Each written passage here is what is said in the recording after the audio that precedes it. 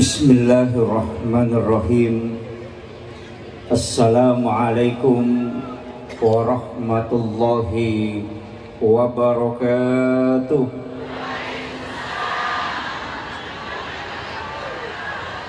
Maulaya salli wa sallim daiman abada ala habibika khairil halki kullihim. Huwal habibul ladzi turja syafa'atuhu likulli khawlim minal ahwalil muqtahimi. Ya Rabbi bil Mustafa balligh maqasidana waghfir lana ma madha ya wasi'al karami. Ya Rabbi bil Mustafa balligh maqasidana waghfir lana ma madha ya wasi'al karami. Ila khadratin Nabil Mustafa sallallahu ala sayyidina Muhammadin wa ila jami'il anbiya'i wal mursalin wasyuhada'i wassalihin wal malaikatil muqarrabin. Al-Fatihah. A'udzu billahi minasyaitonir rajim. Bismillahirrahmanirrahim. Alhamdulillahi rabbil alamin arrahmanir rahim maliki yaumiddin. Iyyaka na'budu wa iyyaka nasta'in. Ihdinas siratal mustaqim. Siratal ladzina an'amta 'alaihim ghairil maghdubi 'alaihim waladdallin. Amin. Allahumma nawwir qulubana wa quluba jami'i man khadara fi majlisina hadza binuril ma'rifah wa ilmil mukashafah wal basirah wal iman wal islam. Ya Fattahu ya Alim, iftah qulubana wa qulubahum futuhal arifin. Rabbana iftah bainana wa baina qaumina bil haqqi wa anta khairul fatihin. Amin amin ya rabbal alamin. Hadratul muhtaramin wal muhtaramat, ikhwanu fillah yang kita hormati, kita doakan bersama Alina Tomalebita, Bapak Bupati Kabupaten Luwu beserta istri dan seluruh keluarga beliau. Semoga dari pemikiran beliau, manajerial beliau, kampung kita ini khususnya di Kabupaten Luwu ini mendapatkan keberkahan dari Allah Subhanahu wa ta'ala. Kita doakan semoga Allah senantiasa memberikan kesehatan dan keberkahan hidup beliau dan dimudahkan segala amanah yang telah Allah titipkan kepadanya. Yang saya hormati dan kita muliakan bersama Alina Tomalebita, Bapak Wakil Bupati Kabupaten Luwu, seluruh pejabat pemerintah mulai dari desa, kelurahan, kecamatan dan seluruh Forkopimda yang sempat hadir, Bapak Kapolres, Bapak Dandim dan seluruh tamu undangan, wabil khusus Al-Mukarram Al-Habib Muhammad Mahmud Umar Al-Hamid.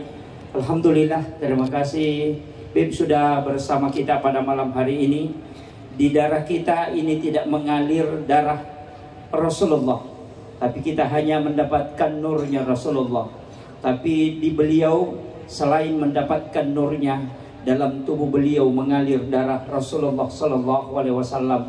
Maka sungguh sangat luar biasa pada malam hari ini kita dari keturunan langsung Rasulullah, kita bisa duduk berzikir dan berdoa. Dan ini adalah momen yang sangat berharga.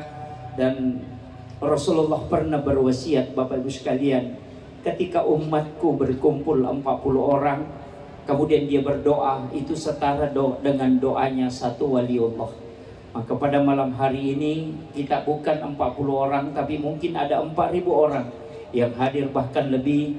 Mudah-mudahan ini atas inisiasi Bapak Bupati beserta seluruh masyarakat. Ini luar biasa. Tapi saya iri Bapak Ibu sekalian, karena bagaimanapun saya ceramah di tempat ini, pahalanya tidak bisa mengalahkan pahalanya Pak Bupati. Karena seluruh pahala jamaah, seluruh pahala majelis, seluruh pahala penceramah itu digabungkan, kemudian dihadiahkan kepada Pak Bupati tanpa dikurangi pahala kita semua. Karena acara ini terlaksana atas inisiatif beliau. Kita doakan beliau, semoga Allah Subhanahu wa Ta'ala senantiasa memberikan keberkahan dan kekuatan iman, sehingga acara seperti ini bisa terulang.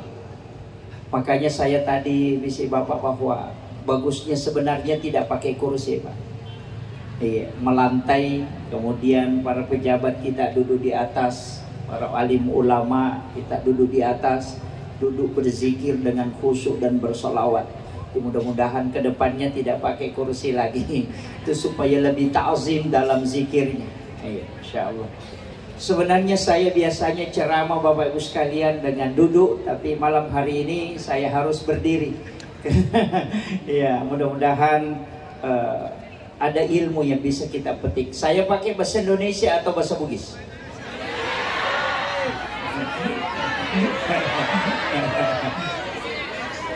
Mungkin sungguh tidak adil kalau saya pakai bahasa Bugis murni, tapi mungkin ada sedikit selingan bahasa Bugis, Bu, ya.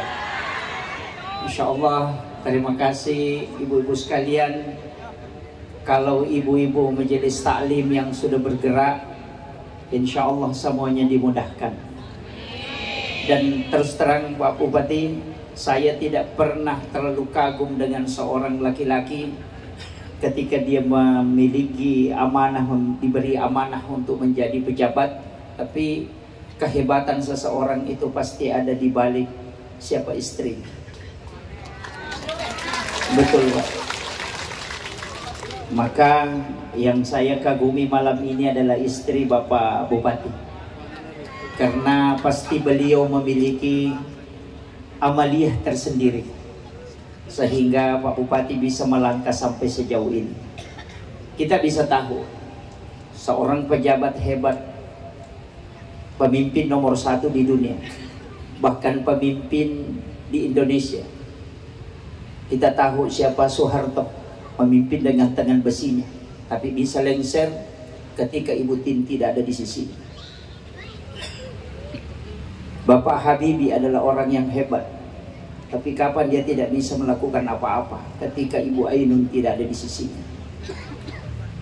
Pak SBY kita tahu Panglima TNI 2 kali jadi presiden, tapi kapan dia tidak bisa mengambil kebijakan terombang-ambing dalam dunia politik yang susah dia melangkah ketika Ibu Ani tidak ada di sisinya.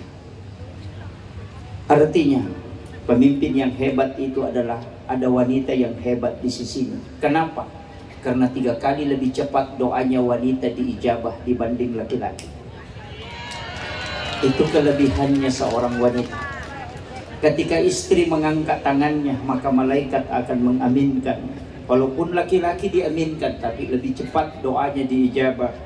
Itu adalah kaum istri. Maka titiplah doamu pada 3 perempuan. Yang pertama adalah ibumu, karena semua pintu langit pasti terbuka ketika dia bermunajat kepada Allah. Yang kedua istrimu, karena doanya lebih cepat dibanding dengan doa suami. Yang ketiga anak perempuan, karena ketika dia ahli ibadah, maka api neraka tidak akan menyentuh badannya. Makanya kalau mau sukses, minta istri mendoakan. Dan pemimpin yang hebat itu, pemimpin yang sukses, kalau mau berkah hidupnya, rezekinya lancar, cintai istrimu dengan sepenuh hati. Itu aja kunci.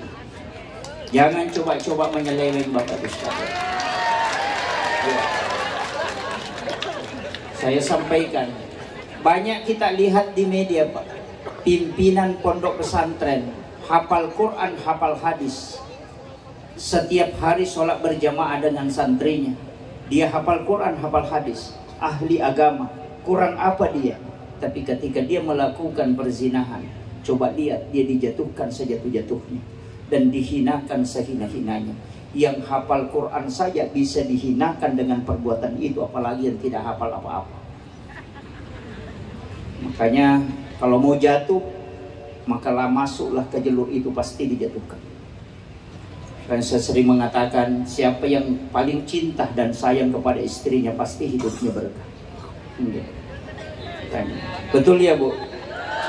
Iya, alhamdulillah. Makanya Pak Bupati, kalau sudah berdoa, minta istri berdoa. Kalau masih belum dijabah, minta lagi istri berdoa.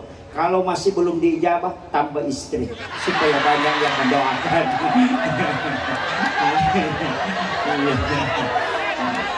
Supaya banyak yang mendoakan. Tapi kalau sudah doanya diijabah, tidak usah ditambah. Sepakat Ibu? Alhamdulillah, Masya Allah. Bapak Ibu sekalian, malam hari ini kita berada pada malam yang sangat bersejarah, karena malam ini adalah malam hari jadi Kabupaten Luwu. Sebenarnya perputaran tahun bertepatan juga tahun bulan ini adalah bulan Muharram, pergantian tahun Islam. Mudah-mudahan kita bisa mengambil hikmah, karena bulan ini termasuk bulan haram. 2 hari ke depan, hari Ahad adalah 10 Muharram, di mana disebut dengan hari Asyura. Keistimewaan hari itu, siapa yang berpuasa, maka 1 tahun dosanya yang lalu akan dihapuskan oleh Allah. Bulan kemarin kita berpuasa di 9 Zulhijjah, itu adalah hari Arafah. Di hari Arafah siapa yang berpuasa 1 hari itu, maka dihapuskan dosanya 1 tahun yang akan datang. Jadi 2 bulan ini adalah ada 2 hari yang istimewa. Bulan Zulhijjah di 9-nya, kemudian bulan Muharram di 10-nya. Ketika berpuasa pada 2 hari itu, berarti 2 tahun dosa dihapuskan. 1 tahun yang lalu dan 1 tahun yang akan datang. Itu keistimewaannya. Cuman kalau mau melanjutkan hajatnya Rasulullah, karena Nabi mengatakan, kalau saya panjang umur saya akan berpuasa lagi 9-nya ketika mendapati tahun depannya. Tapi Nabi tidak lagi mendapatkan tahun itu, sehingga Nabi hanya berpuasa pada 10-nya. Dari situlah kenapa kita juga dianjurkan berpuasa pada 9 dan 10 Muharram, yang disebut dengan hari Tasu'ah, untuk membedakan dengan orang-orang Yahudi. Jadi ini penting dulu saya sampaikan sedikit berkaitan dengan Muharram. Tapi bapak-bapak, saya kasih ultimatum, kalau mau mudah rezekinya sampai 1 tahun ke depan, maka mudahkanlah belanja istri pada 10 Muharram, insya Allah. Iya, dianjurkan menambah uang belanja. Kalau biasanya hanya 100.000, cukupkan 300 atau 500.000. Iya, supaya rezekinya insya Allah dimudahkan 1 tahun ke depan. Jangan pelit dengan istri pada 10 Muharram. Kenapa? Karena ada riwayat al-hadis au kama qol, siapa yang memberi makan kepada umatku pada 10 Muharram, itu seakan-akan memberi makan kepada seluruh umatku, mulai dari yang pertama sampai yang terakhir. Itulah keistimewaannya. Makanya orang Bugis mah pecak na rekonadapi 10 Muharram. Kenapa pecak? Supaya semua orang bisa bersedekah. Modalnya sedikit dan banyak yang bisa menikmati. Makanya kalau orang kaya aja nata pecak. Apaan sempurna ini? Tahu kasih di situ kan nama pecak. Kemudian ada Luwu bangkit lebih cepat, bermartabat, berkarakter ya. Masya Allah. Sebenarnya Bapak Ibu sekalian, saya salah satu penceramah itu yang sering mendakwahkan jalur muda masuk surga. Saya paling pantang mengatakan masuk neraka, masuk neraka. Karena Rasulullah sudah menutup pintu-pintu neraka yang bisa kita lewati. Makanya pada malam hari ini saya ingin memberikan hadiah. Mudah-mudahan ini dijadikan pegangan dalam hidup kita. Mudah-mudahan. Saya bahasakan sesederhana mungkin. Angka istilah atau motot istilah sempejat tepat tuh. Dan ini ada dalam hadis. Kalau kita buka dalam kitab Ihya Ulumuddin karangan Hujjatul Islam Imamul Ghazali, maka kita akan menemukan ketika dia mengangkat satu hadis Nabi bahwa umatku adalah umat yang terbaik karena dia meninggalkan satu kebaikan menuju ke kebaikan yang lain. Mestinya Kabupaten Luwu pada hari jadinya kita tinggalkan dan menuju lagi, kita sambung. Semua ibadah seperti itu, semua kehidupan seperti itu. Semua ibu-ibu, para pejabat pemerintah yang sempat hadir, saya ingin kasih oleh-oleh, saya ingin kasih hadiah. Kenapa Isra Mi'raj itu disebutkan dalam ayat cuma 2? Subhanalladzi asra bi 'abdihi lailan minal masjidil haram ilal masjidil aqsa. Kenapa cuma nyebut 2? Padahal Nabi itu berangkat dari Masjidil Haram ke Madinah, dari Madinah ke Bukit Tursina, dari Bukit Tursina baru ke Baitul Lahmi, dari Baitul Lahmi baru masuk ke Masjidil Aqsa. Tapi kenapa cuma disebut 2? Ini pesan untuk kita bahwa perjalanan mestinya dari masjid ke masjid, dari sujud ke sujud, dari sholat ke sholat. Apa maknanya? Bapak Ibu sekalian, sering para pejabat ketika ingin melakukan perjalanan, baik anggota DPRD, Bapak Ketua DPRD hadir bersama kita, dia mengatakan kita nanti singgah makan di mana? Dia begitu. Mau ke Makassar, Roki Matu Lepamanre. Mestinya kalau kita mau ke Makassar, sholat subuh di masjid yang kita tempati dekat rumah mungkin, kita di sujud terakhir sholat subuh niatkan memang di mana kita nanti sholat duhur. Ketika kita melakukan perjalanan, tiba-tiba mungkin kecelakaan di Sidra, kemudian meninggal, itu malaikat Allah cuma tanya, itu malaikat apa? Hambaku dari mana dan mau kemana? Malaikat akan menjawab, dia dari masjid sholat subuh dan menuju ke tempat ini sholat duhur. Maka itulah orang yang mati syahid. Kenapa? Karena dia menuju ke sholat. Itulah hakikat sebenarnya kehidupan. Jangan kita melangkah dari rumah ke warung, jangan melangkah dari rumah ke pasar, jangan melangkah dari rumah ke kebun, jangan melangkah dari rumah ke kantor, tapi melangkahlah dari masjid ke masjid. Di saat kita sholat subuh, niatkan memang untuk sholat duhur. Ini riasa sampai terpetuh. Ketika kita salam, Assalamualaikum warahmatullah, itu menyambung dengan sholat berikutnya. Kemudian baru kita lepas salam ke kiri, Assalamualaikum warahmatullah. Kenapa salam yang menutup sholat dua-dua? Karena salam itu digunakan hanya pada 2 waktu. Yang pertama ketika ketemu, yang kedua ketika berpisah. Kita ketemu dengan waktu berikutnya dan berpisah dengan waktu setelahnya. Ajak mula pesan di sampajangin na rekode pemusambung di sholat berikutnya. Semua sholat tarawih terakhir di sujud terakhir, niatkan memang untuk tarawih tahun depan. Ketika engkau meninggal, maka engkau pahalamu tetap jalan. Itulah kenapa kita kekal di dalam surga padahal pahala terbatas, karena niat melakukan kebaikan. Itu yang penting, Pak. Sering narekomelo ki joka, ya rumah kadami ki joka tanpa makadakin roki matu lepaman. Karena begitu. Berarti perjalanannya bukan dari masjid ke masjid, bukan dari sholat ke sholat. Yang paling beruntung ketika melakukan perjalanan jauh, isalai bolata, kita tadi masjid sujud terakhir di dalam sholat subuh. Misalnya tadi sholat isya, di sujud terakhir sholat isya tadi kita sudah berniat untuk sholat subuh. Maka ketika kita melakukan perjalanan, setiap satu kaki diangkat, satu langkah, itu satu dosa dihapuskan dan satu kebaikan ditambah dan satu derajat diangkat. Karena dia, kenapa? Karena dia berjalan menuju ke sholat. Makanya jangan pernah diputus. Apa ya kok sempajangnya diputus dengan salam? Kita hanya sholat 5 menit. Kalaupun berjamaah, kalau sholat sendiri tidak mungkin 5 menit. Kecuali orang yang luar biasa. Apalagi kau makan ditaja nggak Cina kau sempajang, mungkin apa tuh gitu. Ibu-ibu kalau bilang tunggu sebentar, sebentar betul itu. Iya. Makanya sering kita karena tidak memahami hakikat sholat.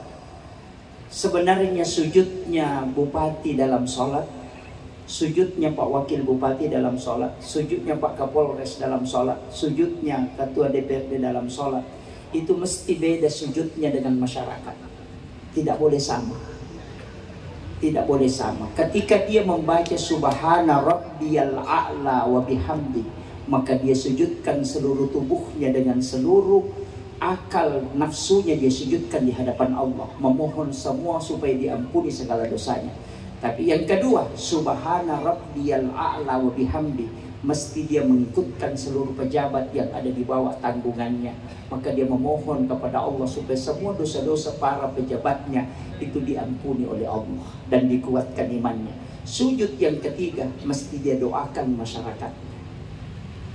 Maka sujudnya pemimpin, sujudnya ulama ketika dia sujud. Jadi bacaan subhana rabbiyal a'la wa bihamdi itu bukan pengulangan, tapi itu adalah pembagian. Kalau hanya pengulangan, maka biasa orang baca cepat subhanallah subhanallah subhanallah. Itu karena pengulangan, tapi pembagian. Tapi ketika pembagian, kita sujud untuk diri kita, sujudkan para orang yang ada di bawah tanggungan kita, dan sujudkan di hadapan Allah seluruh masyarakat kita, maka dia akan menjadi seorang waliullah. Itu tidak mudah.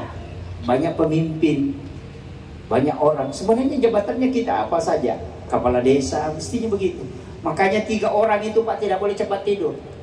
Kalau di desa, Pak Imam dengan Pak Ustaz. Dia nama di masjid cepat tidur. Iya, Pak Camat, iya. Begitu juga Pak KUA, Pak Camat, Pak Imam tidak boleh cepat tidur. Nanti tidur masyarakatnya dia doakan baru dia tidur. Kalau masyarakatnya banyak main domino, stres itu Pak Imam. Tidak bisa tidur cepat. Ya, tapi ada ulama mengatakan, mestinya kalau kau cepat tidur, maka bangun di tengah malam. Di saat sepertiga malam, di situ kau sujud, doakan seluruh masyarakatmu. Kenapa? Engkau menjadi walil autad di tempat itu. Itu sebenarnya jalur pintas untuk mendapatkan keistimewaan di hadapan Allah dan Rasul. Tidak banyak yang saya ingin sampaikan, tapi yang penting ada kunci-kunci kehidupan kita sudah pegang. Itu tadi yang pertama adalah langkah. Karena kalau kita tutup salat ketika itu sampajangnya di batu makbir salat, 5 saja menit kita sholat, dikali 5 waktu sholat berarti hanya 25 menit. Ia ko 25 menit waktu dipakai mas sampajang, napa mak gosip kisi jam, pangkerok isi tengah jam. Kan gitu Bu ya? Karena terutama ibu-ibu, karena bapak-bapak itu jarang mak gosip. Jarang. Iya, yang banyak mak gosip itu perempuan. Karena memang kata dasarnya begitu. Laki-laki itu kalau disebut namanya, itu mulutnya mulut tertutup. Kaum Adam. Tidak mulut, tapi matanya yang melotot. Makanya yang jadi mata keranjang itu laki-laki. Kalau perempuan kaum Hawa, mulut terbuka. Magalak manre, magalak manena. Jangan tersinggung ya. Iya kan? Iya. Makanya yang sering ngomel itu pasti perempuan. Dan kelebihannya perempuan, walaisa zakaru kal unsa, laki-laki itu tidak sama dengan perempuan. Apa bedanya? Yang pertama, pupil mata wanita itu lebar sampai 75 derajat ke samping. Makanya wanita itu kalau melihat ke depan begini, dia masih bisa lihat di sana. Itu kelebihannya. Makanya perempuan itu tidak goyang kepalanya, dia sudah bisa lihat, hanya goyang gini sedikit. Itu benar ya Bu? Kenapa? Karena dia bisa melihat masakannya, dia bisa melihat anaknya bermain. Kenapa? Karena Allah berikan keistimewaan, tanpa menggerakkan kepalanya dia bisa mengontrol kiri kanan. Itu kelebihan. Laki-laki Pak, kalau disuruh jaga anak, dia main laptop atau main HP, nanti bunyi kepalanya anaknya baru dia jatuh. Itu karena pupil matanya lurus. Nah itu harus ditahu itu Bu ya. Makanya perempuan kalau bawa mobil Pak tidak pernah lewat di pinggir, selalu ditengok. Iya, karena pupil matanya melebar.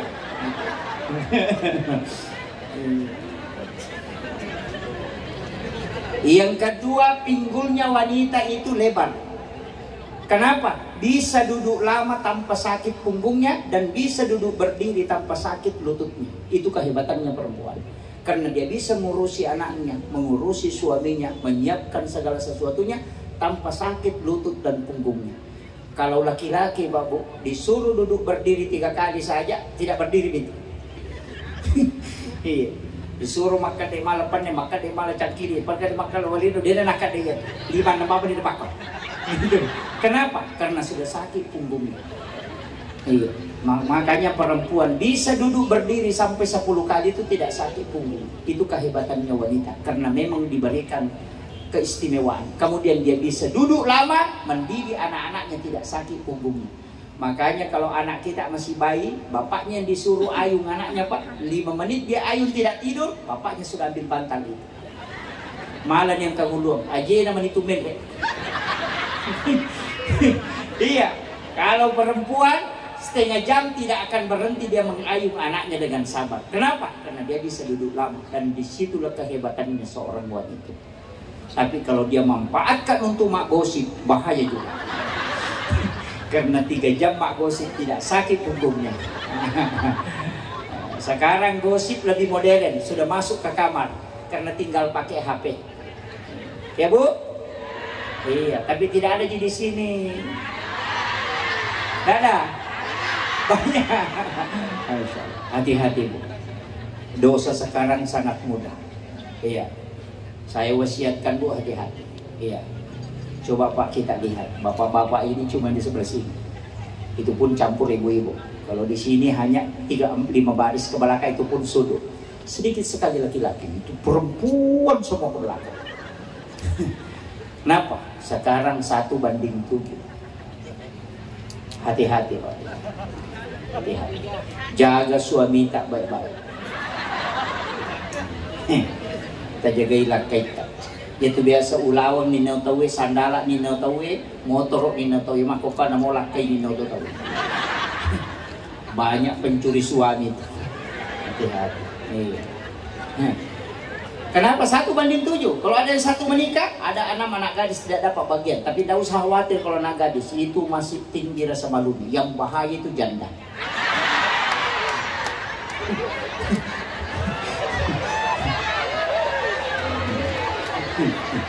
Yang bahaya itu. Apalagi yang suka mati tok masyarakat langsung pakai celana pendek, baju lengan pendek, itu yang bahaya. Itu yang bikin error otaknya suami. Ya Bu? Nah, makanya jaga suami tak baik-baik. Jangan sibuk bermedia sosial. Nah, sebab mereka makunrai sibuk di Facebook, tidak ngurus suaminya. Sedikit-sedikit masalah bikin status, aku menyesal. Ternyata kau begitu. Tidak seperti dulu lagi. Baru ambil gambar lope-lope pecah. Sekalinya ada duda dibawa makomeng, sabar sayangnya. Ini bahaya. Nah, banyak perempuan Pak lebih tahu urusannya orang daripada urusan rumah tangganya. Pusing dengan artis, pusing dengan pejabat, tapi suaminya tidak diurus. Nah, tahu semua penyakitnya orang. Si anu sakit kepala di Kalimantan, si anu sakit lututnya di Jakarta, si anu jatuh dari motor dari Makassar, padahal suaminya mencret, dia tidak tahu. Ini masalah. Tapi tidak ada jadi dulu, tidak ada. Di sana gitu banyak di sana. Tapi kayaknya datang ke sini tadi.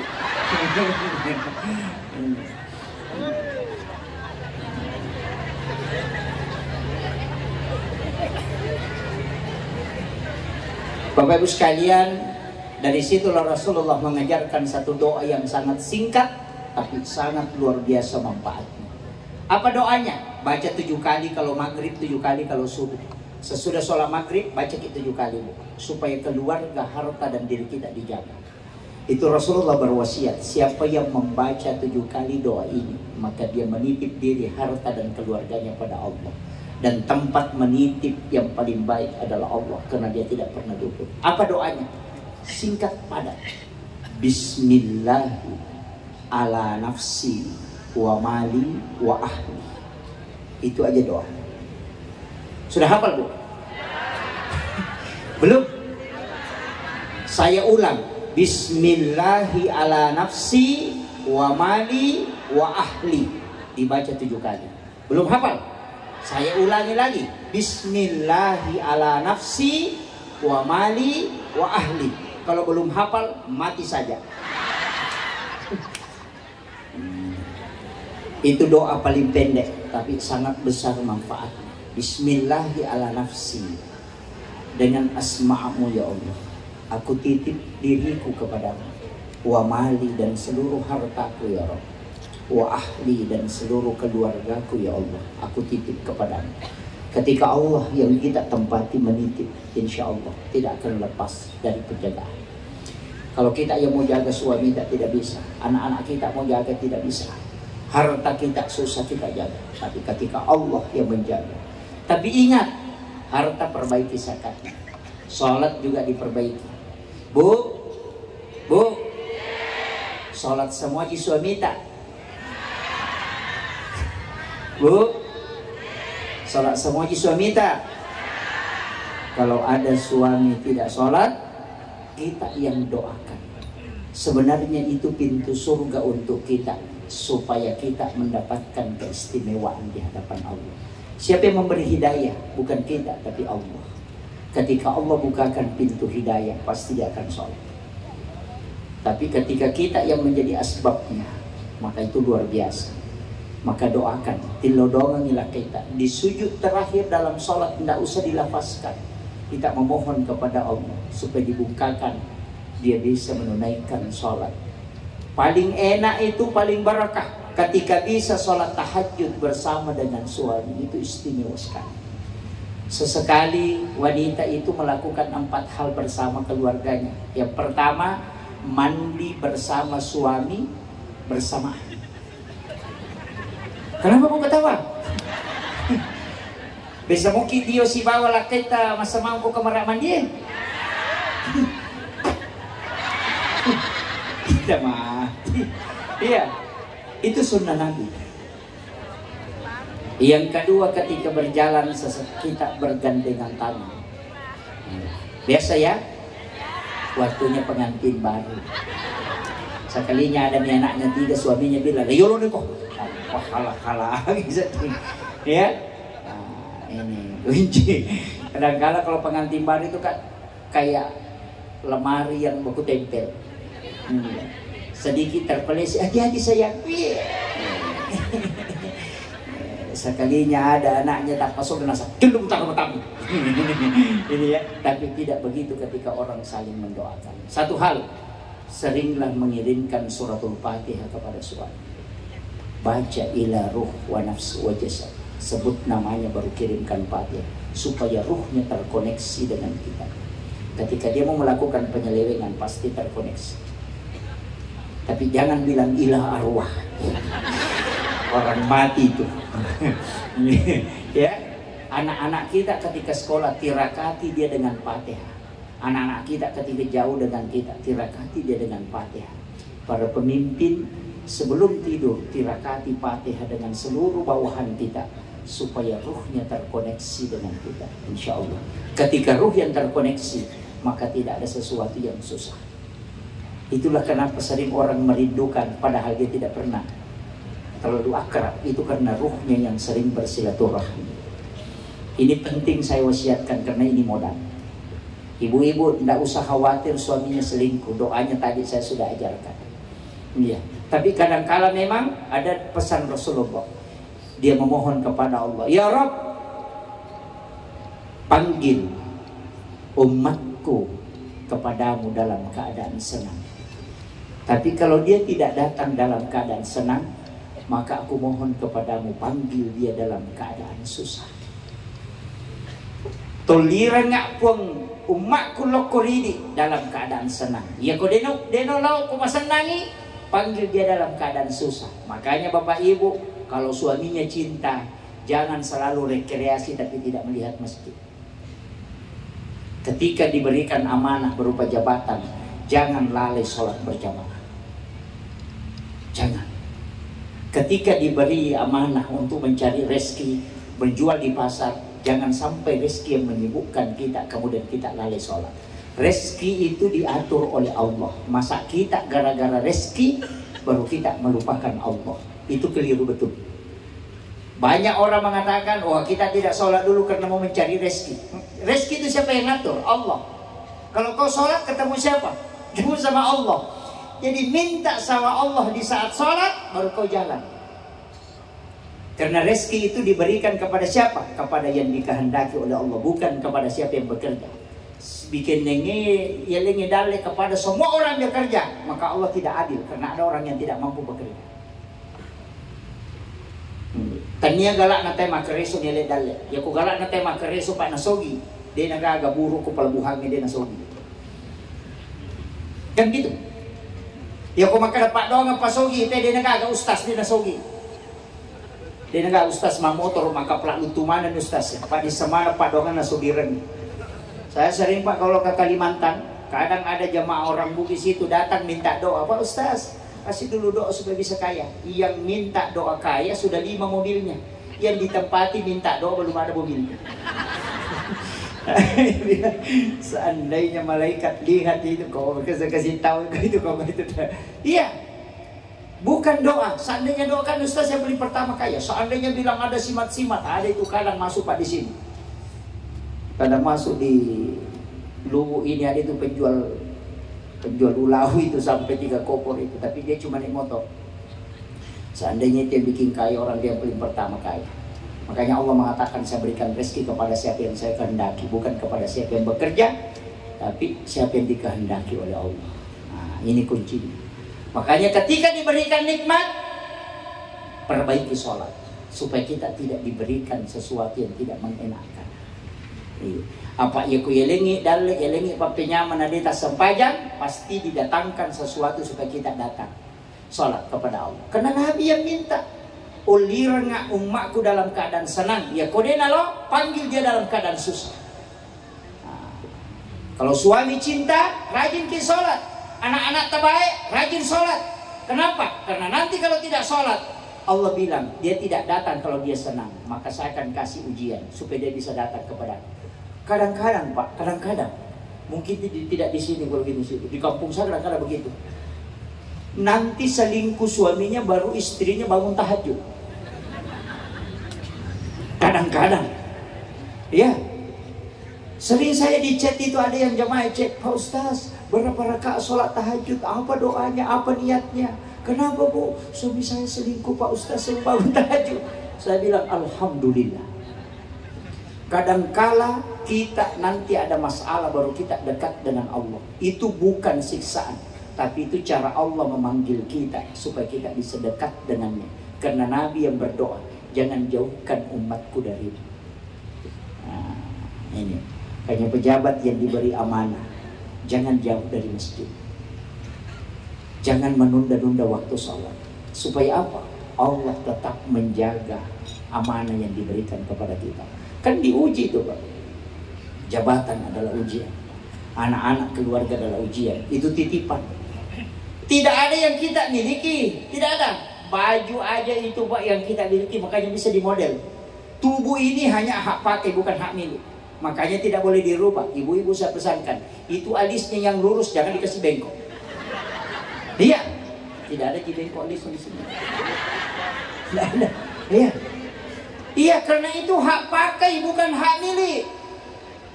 Tubuh itu hak pakai, makanya dipinjamkan. Makanya 2 rakaat sholat sunat, 2 hak sedekahnya tubuh, kata Nabi. Karena tubuhmu itu, anggota tubuhmu itu dipinjamkan oleh Allah. Kau hanya pakai, ada waktunya Allah minta. Kau lahir dengan model seperti itu, jangan kau rubah. Banyak perempuan di kampung saya, alisnya lurus, dia kasih cukur, baru kasih bengkok, kayak tikungan masuk di sini. Iya. Dia bilang cantik Pak Ustaz. Apa aja cantik? Kayak orang India. Orang India itu keturunan Arab dan Mongol. Makanya hidungnya mancung, alisnya tebal, matanya bulat, pipinya lebar, kemudian jidatnya juga lebar. Makanya ketika alisnya naik, memang itu pas. Kalau kita hidung pesek, jidat sedikit.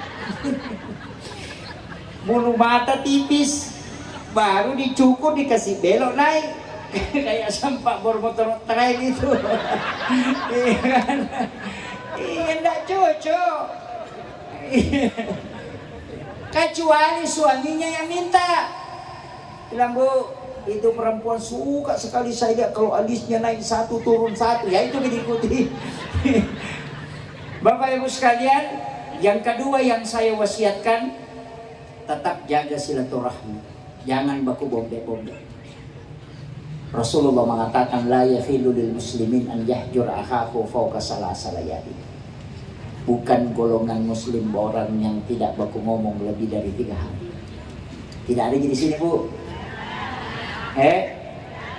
Alhamdulillah. Apalagi yang bolak-balik pergi umrah, tapi tetangganya tidak cocok. Nggak ada Ji. Memang manusia sekarang Pak begitu berat. Apalagi yang tinggal di BTN, namanya saja BTN, bangunan tidak normal. Baku tetangga tidak baku kenal. Iya Pak. Ditanya mana rumahnya Pak Janu, belok berapa? Beloknya saja yang ditahu. Tapi kalau orang kampung Pak, 3 km dia masih tahu namanya.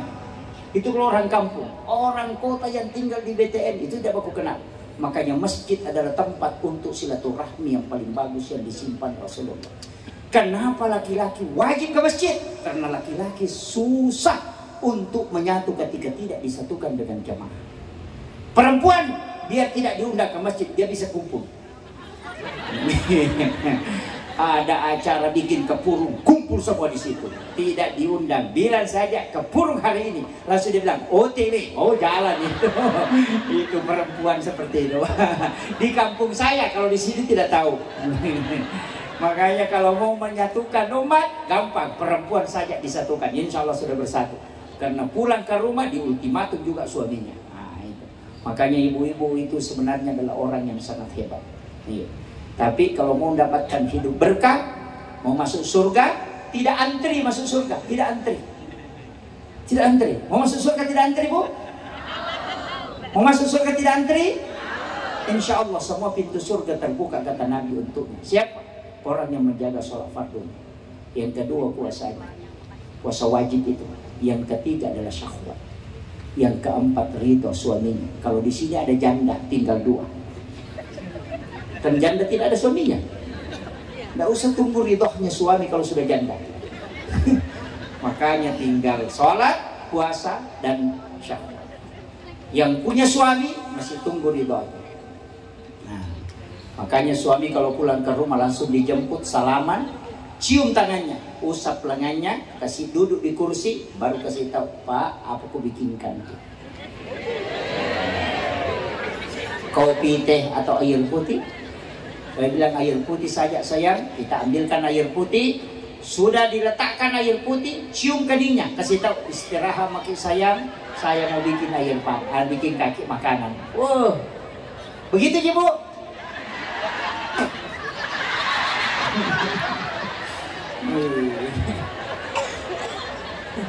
Masalah memang ibu-ibu. Kenapa suami lebih senang di warkop? Saya tadi dewa ada warkop banyak orang dulu. Kenapa banyak di warkop? Karena kalau di warkop langsung ditanya pesan apa Pak? Kalau di rumah dari mana Pak? Kenapa Pak? Macam orang. Saya SMS-nya dibalas. Banyak. Karena memang ada istri itu Pak, kayak wartawan kalau datang suaminya di rumah. Iya, makanya tidak senang duduk suaminya di rumah. Jadikan rumah itu tempat istirahat bagi suami yang paling tenang. Makanya ketika suami lelah, baringkan di paha tadi. Kenapa Rasulullah mengatakan tempat untuk membaringkan suami itu adalah di paha? Karena paha adalah kulit yang paling lembut bagi wanita, dan batang leher disebut hemigdala dan hipokampus. Ketika bersentuhan, pusat sarafnya itu ada di leher. Ketika bersentuhan dengan paha yang kulitnya sejuk itu, maka itu menterapi paling cepat. Dari situlah kenapa Rasulullah sering tidur di pahanya Khadijah. Kata Neki, dari mata panidu laki ke kopopata.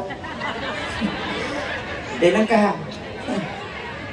Makanya wanita idaman itu cuma 3. Anggun di ruang tamu, gesit di dapur, seksi di kasur. Insya Allah, itu wanita idaman.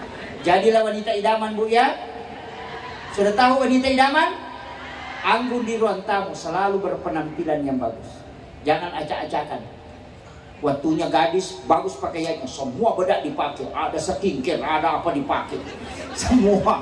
Tapi sekalinya sudah menikah, dia gampangnya lebih bahaya.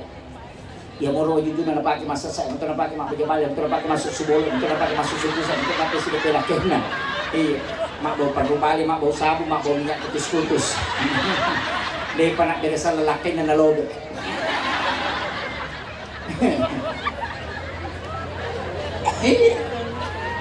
Tahu kemarin laki na terima ko. Ang kamana ni rupan na bau. Iya. Memang itu begitu Pak. Kadang itu kalau dia pakai daster, dia tidak mau ganti-ganti. Padahal banyak bajunya. boti sapisan na masyarakat, boti beli bola na masyarakat, boti siba na kantor masyarakat. Tapi cuma mana itu na pakai? Seragam itu satu kali jadi pakai Pak. Makanya majelis taklim banyak bubar kalau tidak ada lagi seragam. Di kampung saya, bukan di sini. Nggak ada di sini Bu. Iya. Semua model pakaian ada, mulai jilbab bunuh diri itu yang dibolak-balik. 3 kotak paniti na pakai. Kalau mau dibuka biar tetangganya ikut juga. Iya, iya kan? Dia yang makan, saya yang khawatir lihat. Hilang itu, datang lagi dia masuk dari samping. Hilang itu, dilubangi lagi kakinya dari dalam tangannya masuk keluar begini. Iya, itu pakaian perempuan selalu berubah. Baru ada dosanya wanita itu Pak, belum pakai baju na berdosa. Kalau mau pakai baju na bilang, nanti orang bilang itu terus na pakai, padahal tidak pernah orang bilang, dia cuma yang dia bilang. Maka enggak Bu? Ini aja tasakan yang iseng. Iya. Jadi ingat, anggun di ruang tamu selalu berpenampilan menarik. Karena laki-laki itu syahwatnya 60-70% ada pada pandangan. Sedangkan wanita syahwatnya 60-70% ada pada pendengaran. Makanya konsensus itu. Ya nangka arwani jago mak botek, namun dia nama garatak lah kuto. Iya. Nah jago mau mak botek lah kuko. Kalau perempuan tidak bisa. Harus berpenampilan menarik. Yang kedua, gesit di dapur. Deno ni cangkiri na deno di panay na jadi we palana kong katamun. Makay ka makun repa sigilingan ni alon na lakay na kong katamun na di mo panakat. Tuloy makalakan na.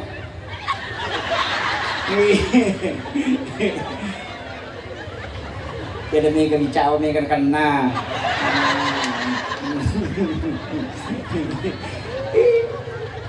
Tuloy makalan lakay na.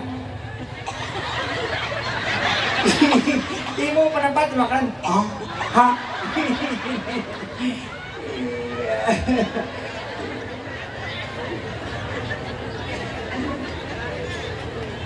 Ini penting saya sampaikan ini. Hati-hati Pak. Kemudian yang ketiga, seksi di kasur. Iya. Berpenampilan seseksi mungkin ketika ingin bersama suami. Aja nak pemanang ialah baju kosak ikomelo tamas kamera. Pakai nilai gini, pakai nomor, bobat dulu lain. Nah, tuh yang kagulungin, toko di salib ini tidak boleh ini, ya. Ini ibu-ibu yang saya cara main. Supaya bapak-bapaknya senang dulu. Nanti saya kasih bagiannya bapak-bapak. Iya. Iya. Pak kami itu tuh bapak-bapak Pak masalah. May makanjaan rin ang tasa 10 bisa kuna stop. Ini man bali pelina kang imano sampai bali pelina kang bali sampai mano sampai kayu pada tasa 10 bisa kuna stop. Yan ang kalakay makobu baca ni Surayas. Masih jamak takut.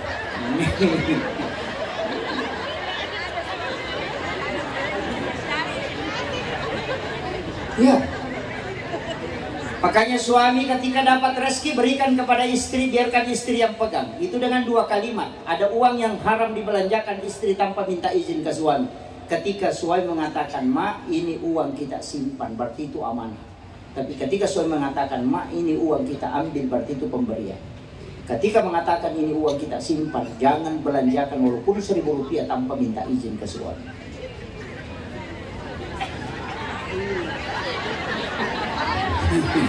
Makanya Bu, jangan protes. Tidak boleh.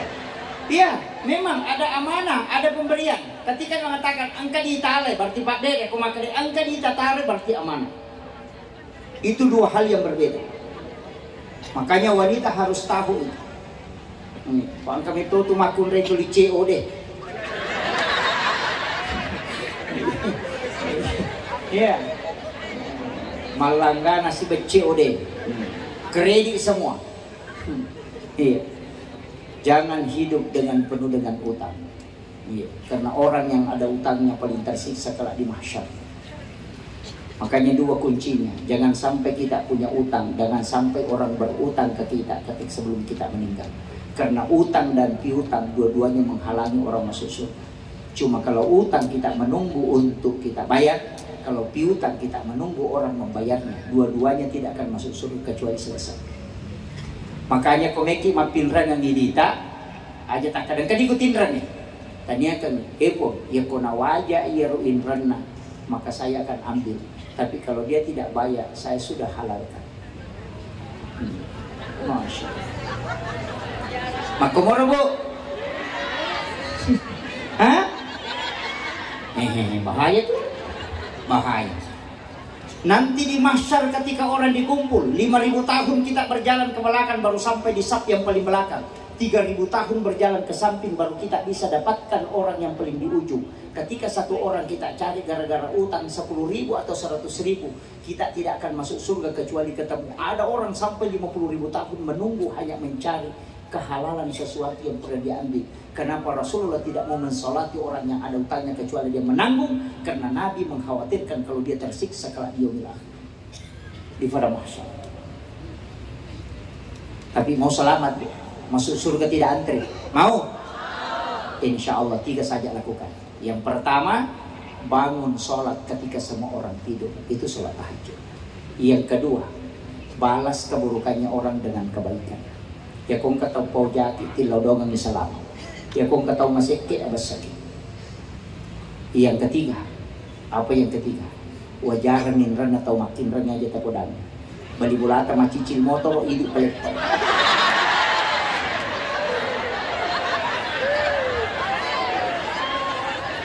Kenapa bu? Tidak bisa? Oh, antari memang nih. Makanya saya bilang Rasulullah mengatakan, maukah engkau masuk surga dengan yadkhulunal jannata salam? Oh, selamat sama surga. Dia nama susah. Kalau tidak bisa, pakai jalur istimewa. Saya ingin kasih tahu barakah sedekah dengan jalur istimewa. Apa itu jalur istimewa? Sedekah itu Pak 5 tingkatan. Yang pertama yang langsung menyebut nama, yang menyebut kata Allah. Ini juga sedekah juga. Kadang-kadang saya itu protes-protes Pak. Kalau sumbangannya 10.000, dia pakai karena Allah. Kalau sumbangannya 500.000, dia sebut namanya. Kalau 5.000 sumbangannya bilang karena Allah 5.000. Tapi kalau 100.000 dia sebut namanya. Jadi dia jual namanya Allah kalau 5.000. Itu kita dalam tariqah itu dilarang.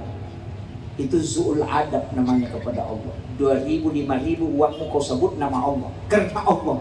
Tapi ketika 100.000 namamu yang kau sebut, wah itu hati-hati. Mestinya dibalik. Kalau 100.000 katakan karena Allah, yang 5.000 sebut namamu. Iya, balik itu Pak. Sedekah tingkatan pertama.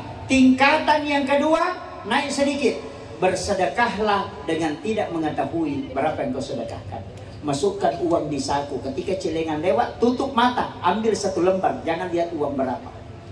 Itu Allah mengatakan, siapa hambaku yang memberikan kepadaku dia tidak menghitungnya, maka aku pun akan membalasnya dengan tidak menghitungnya pula. Nah, sudah pernah bersedekah begitu Pak? Semua uang dikasih masuk di satu, uang 100, uang 50. Nanti ketika celengan lewat, ambil 1 lembar, jangan lihat uang berapa. Tutup mata, masukkan ke celengan. Kita kadang bolak-balik, kita sudah 100 didorong lagi masuk. Tarik 50 dorong lagi masuk. Dicarilah yang paling kecil dan yang paling bonyok. Baru minta yang paling besar. Kemudian tingkatan berikutnya masih ada. Apa? Ketika ada orang minta sumbangan, kita kasih kunci tempat uang.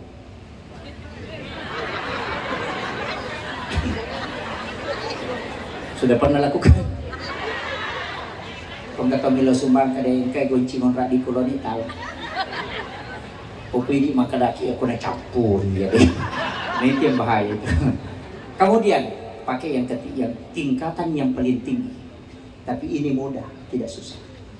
Dalam satu riwayat disebutkan dari Ibnu Abbas, ada umatku nanti di yaumil akhir tidak berjalan menuju ke mahsyar, tidak dibawa ke mahsyar, karena baru berjalan menuju ke mahsyar Allah sudah menyuruh malaikat untuk menjemputnya. Tidak ditimbang amalnya dan juga tidak lewat di titian Siratal Mustaqim. Karena baru berjalan menuju ke mahsyar, Allah sudah memerintahkan malaikat untuk menjemputnya. Siapa? Rasulullah mengatakan, di antara umatku yang bersedekah, dia tidak tahu siapa yang dia sedekahi, dan yang disedekahi tidak tahu siapa yang mensedekahi. Jadi orang yang bersedekah dia tidak pernah tahu siapa yang dia sedekahi, dan yang disedekahi itu pun tidak pernah tahu siapa yang memberikan sedekah kepadanya. Sudah pernah bersedekah begitu, Bu? Gampang. Di sini mungkin ada pondok pesantren, ada pondok pesantren tahfizul Quran, ada pondok-pondok pesantren, ada madrasah-madrasah, ada panti asuhan. Telepon pimpinan pondoknya, tanyakan, apakah ada anak yatim di situ, Pak Ustaz, adakah anak yatim piatu yang sekolah di situ, atau ada anak fakir miskin? Boleh mengatakan ada, kasih tahu berapa pembayarannya anak-anak di situ satu bulan. Ntar kan mengatakan 500 ribu. Mengatakan 500 ribu, sampaikan, jangan kasih ketemu saya dengan anak itu. Tidak usah perlihatkan fotonya, dan jangan kasih tahu saya namanya. Tapi saya minta satu hal, jangan juga pernah kasih tahu anak itu kalau saya membantunya. Kita bayarkan kantinnya setiap bulan selama dia sekolah. Tidak pernah kita lihat mukanya, namanya pun kita tidak tahu. Ketika anak ini selesai sekolah, dia kita ketemu di luar, kita tidak pernah tahu bahwa kita dulu yang membantunya ketika dia sekolah. Itu pun anak itu tidak akan pernah tahu bahwa kita yang membantunya. Inilah kata Nabi, yang bersedekah tidak tahu siapa yang disedekahi, dan yang disedekahi tidak tahu siapa yang mensedekahi. Ini orang, kata Nabi, yang dijemput sebelum sampai ke mahsyar. Tidak antri. Tapi kalau kumpul anak yatim, baru dikasih amplop, baru disorting, itu masih di blender itu. Belum langsung itu. Iya. Makanya mestinya kita punya amal rahasia. Mestinya. Itu aja. Sampai istri pun tidak tahu. Anak-anak kita tidak tahu. Apa amal khususnya Rasulullah yang tidak ditahu oleh orang, kecuali nanti ketahuan lama-kelamaan. Siapa? Ketika menyuapi orang Yahudi yang buta yang ada di pinggir pasar. Mestinya kita punya. Tapi apa fungsinya amalan seperti ini? Amal rahasia seperti itu dua fungsinya. Yang pertama, dia akan menjadi syafaat kala yaumil akhir. Yang kedua, di dunia ketika engkau mendapati masalah. Semua orang sudah angkat tangan, punya penyakit, dokter sudah tidak temukan penyakitnya, tapi kita tidak bisa sembuh-sembuh dari penyakit itu. Maka mintalah kepada Allah. Epo, angka amalak makopio. Diga kau harap kecuali pamaseta. Talingak barakak napungnya malak ku tapalapak aku lupa masalah. Itu namanya bertawassul dengan amal soleh. Amal soleh yang bisa dijadikan tawassul adalah amal rahasia, bukan amal yang nampak. Itu kuncinya. Makanya sedekah rahasia itu paling bagus. Kalau tidak bisa dengan jalur itu, banyak jalur masuk surga. Kuncinya dermawan saja, jangan pelit. Nah, sebab dia singaran atau sikit. Iya, Pak namo tau sikit cecatun. Iya, dia nak tahu masih sikit Pak, dia gak mati tau sikit, dia nanti tahu. Siko dia bang, saya labak ni kiri galannya. Mati tau seke tolong kiburi runtu asana amboan seke pada asate itu buru buku-buku nade na paja makalate maseke. Jangan kikir Pak, orang dermawan. Apa kata Nabi? Yang bisa menutupi murka Allah hanya kedermawanan. Yang kedua, orang yang rajin sedekah, maka dia akan keburukannya akan ditutupi oleh Allah Subhanahu wa taala. Makanya kung kataw magalak na sila ka mapagibagi, pasti makalete taw kanya. Namu parema 10 taw kung mapagibagi, tapataw kanya. Makanya kadangkala pejabat yang cepat naik itu adalah yang suka bagi-bagi uang. Iya. Saya tidak katakan menyogok, tapi niatkan. Ada orang kaya Pak, salah satu tokoh Bugis yang ada di Kalimantan. Saya itu kaget ketika saya tanyakan, bisakah jabatan itu diambil, bisa diraih tanpa dengan membayar? Apa dia kasih tahu saya? Pak Ustaz, orang sholat jenazah saja dikasih amplop baru mau sholat. Jelas-jelas kewajibannya. Dia kasih tahu saya, orang sholat jenazah Ustaz dikasih uang amplop, padahal itu kewajiban. Saya ini tidak pernah menyogok. Apa yang kita lakukan kalau kasih begitu? Dia memang katakan, ini saya sudah niatkan. Saya hanya menggantikan pekerjaannya hari itu karena dia datang mencoblos, berarti dia tidak mencari nafkah untuk keluarganya. Maka saya kasih itu, tapi saya tidak memilih, semua saya kasih. Dan saya sudah mengatakan, kalau di dunia saya tidak dapat ya Rabb, nanti di akhirat aku ambil itu. Wah, saya bilang, lain juga ini Makanya saya wasiatkan, apapun yang kita sedekahkan di jalan Allah, makanya Nabi sudah menutup itu. Apa kata Nabi? Pertama, pesannya Rasulullah, berdoalah. Orang yang menerima sedekah disuruh berdoa, bukan yang bersedekah. Karena orang yang bersedekah kadang riak, tapi yang menerima sedekah tidak pernah riak. Makanya ketika yang menerima berdoa, itu doanya lebih besar kemungkinan bisa diterima. Karena tidak mungkin riak orang yang menerima sedekah. Yang kedua, apa doanya Rasulullah? Ya Rabb, aku mohon kepadamu, berikan pahala kepada orang yang menggembirakan umatku. Ini doa yang luar biasa. Berikan pahala kepada orang yang menggembirakan umatku. Ketika sedekahnya riya dan yang berdoa adalah yang menerimanya pun tidak diterima, tapi ketika yang menerima sedekah itu bergembira, maka orang ini dapat pahala, bukan pahala sedekah, tapi pahala menggembirakan umatnya Rasulullah. Maka bersedekahlah dengan lemah lembut, dengan berikan ucapan yang baik. Aja tak ada tahu kutu biji, wah ada cak biji, hari makan aku angkas ya tu. Jangan berikanlah, makanya lantanalul birra hatta tunfiqu mimma tuhibbu. Itu kunci. Saya sudah ceramah 1 jam Pak ya. Iya, pas 1 jam. Iya, ya namanya ngilut tuku si Jani. Saya sudah tahu itu. Ini sudah 10:30. Saya langsung ke Makassar ini Pak, mau ke Kalimantan. Pesawat besok siang. Jadi saya ingin sampaikan begini. Ini modal kedua. Modal ketiga yang saya ingin kasihkan, pegang betul-betul ini. Modal ketiga, jangan tinggalkan 3 amalan. 3 amalan saja jangan tinggalkan. Yang pertama istighfar, karena pasti sampai kepada Allah. Yang kedua sholawat, karena pasti sampai kepada Rasulullah. Kemudian yang ketiga tadi sedekah, jangan tinggalkan. Sekecil apapun, sedekah subuh biar 2.000 rupiah, yang penting istiqomah. Karena amal yang disukai oleh Allah, kata Nabi, adalah amal yang istiqomah. Wa inqallah, walaupun hanya sedikit. Jangan bilang setiap tanggal 1 juta, rugi kita. Lebih baik 10.000 setiap hari daripada 500.000 1 bulan, 1 kali.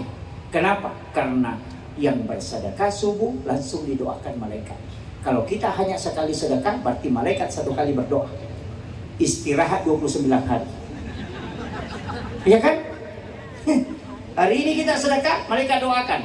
Kalau bilang langsung 300.000, nanti tanggal 1 lagi malaikat bilang hari ini kita berdoa. Nanti kita istirahat, tanggal 1 lagi baru didoakan. Itu lama sekali malaikat. Tapi setiap kita subuh kita sedekah. Makanya Nabi mengatakan ketika sedekah dengan balak bersamaan, tidak pernah balak mendahului sedekah. Dari situlah kenapa sedekah subuh itu penting untuk menyelamatkan kita. Bahkan saya punya mursyid mengatakan di Thariqah, sedekahlah 70.000 dalam sehari, rumahmu, hartamu tidak akan terbakar. Itu barakah. Makanya angka 7 ini istimewa Pak. Itu 77 ya. Orang Bugis itu umat 7, nasemat 77. Kenapa 7? 7 bulan kandungan, syukuran. 7 hari kelahiran, disuruh akikah. Kalau tidak sempat tambah 7 hari. Belum sempat tambah 7 hari. 7 tahun umurnya suruh dia sholat. 7 tahun umurnya masuk SD. Tambah 7 tahun, 10 tahun suruh dia sholat. Karena 14 tahun nanti jadi karakter. Tambah 7 tahun lagi, berarti 21 tahun. Di situ suruh menikah, karena kalau dia tidak menikah di 21 tahun, nanti di umur 40 baru mau menikah kembali. Hanya kalau sudah ada masuk 28 di sini belum menikah, tidak mau lagi menikah itu. Kalau dia menikah, jangan dulu dia. Kenapa? Karena hilang keinginannya menikah. Nanti di umur 40 ke atas baru mau menikah kembali. Makanya yang sudah menikah mau menikah lagi di situ.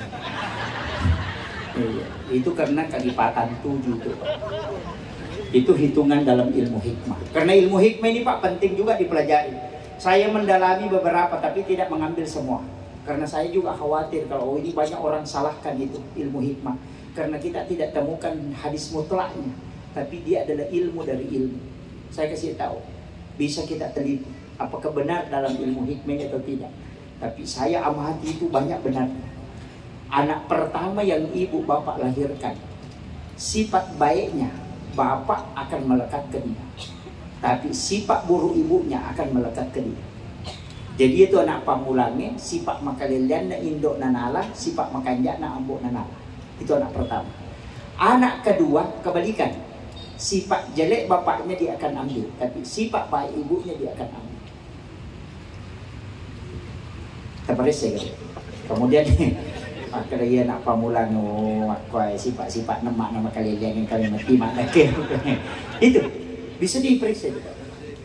Karena itu bukan ilmu paten, tapi itu adalah ilmu kebanyakan. Kemudian, tapi jangan takut ini. Kalau anak pertama itu perempuan, maka kebanyakan itu ibunya dulu yang meninggal. Tapi kalau anak pertama adalah laki-laki, maka bapaknya yang lebih dulu meninggal. Itu di hikmah Pak kita diajarkan. Dan itu tidak semua, tapi itu kebanyakan. Aja tamasela Bu, kerja tuh lagi rumah teman-teman. Tidak. Ini makanya para ulama itu kadang mewanti-wanti, oh ini yang harus simpang wasiat, ini yang harus kau anukan, nanti anakmu kau kasih tahu begini. Karena itu ada yang dia jadikan sebagai platform, tapi bukan paten, dia adalah ilmu kebanyakan. Iya, makanya di hikmah begitu. Kenapa wanita dilarang kalau makan itu buka mulutnya, kemudian kalau mengunyah hanya menyuap itu dibuka mulutnya, kalau mengunyah itu tidak boleh, tapi dia tutup mulutnya itu. Kalau laki-laki boleh tapi tidak boleh bunyi. Kenapa? Itu ilmu hikmah sama Allah. Kalau wanita mengunyah jangan buka mulutnya, supaya suaminya setiap malam pengantin baru. Kita tahu kalau bibir atas wanita tertutup, kalau dia makan, bibir bawahnya juga tertutup. Nah itu sudah tahu. Kode etis sering makun rotongan. Itu hikmahnya. Kemudian kenapa kita dilarang mengambil makanan yang jauh? Kalau kita makan ada ikan di sini, ada ayam, jangan coba-coba melangkahi itu ikan. Disunnahkan mengambil yang di depan kita. Itu pesan. Orang yang mengambil makanan yang ada di depannya, orang yang akan menguruskan rezekinya. Tapi orang yang melangkahi makanan, denul lelolongan didalik, nak tanya dia ngurus. Makanya ada orang itu makan kayak eskavator tangannya. Tidak ada di sini, Pak. Iya. Itu makanya orang Bugis itu pakai baki supaya dia bisa putar untuk dia bisa mengambil, tidak melangkahi makanan. Itu ada. Itu ilmu hikmah. Itu semua. Kenapa saya sering katakan jangan menyapu di malam hari di dalam rumah. Iya, jangan kasih bermalam cucian. Orang dulu mengatakan pemali karena larangan ilmu hikmah itu disebut pemali. Kalau larangan ilmu fikih itu haram dan makruh. Jadi kalau ilmu hikmah pasti mengatakan pemali. Jadi kau makan itu atau tapi mali itu tidak ada dosanya kalau kita lakukan, tapi dia akan mempengaruhi kehidupan. Nah, itu kuncinya. Saya kira ini yang penting saya wasiatkan Bapak Ibu sekalian. Kode gaga tu lemah cara maku mampamula-pamula nalati capak na yato na cidi tala. Aga tapalapari ni bawang na kita, kemudian maafkan semua kesalahan orang supaya kita menjadi orang yang dirindukan oleh para malaikat. Ya bangun, jangan pernah menaruh dendam di dalam hati. Jangan simpan dendam.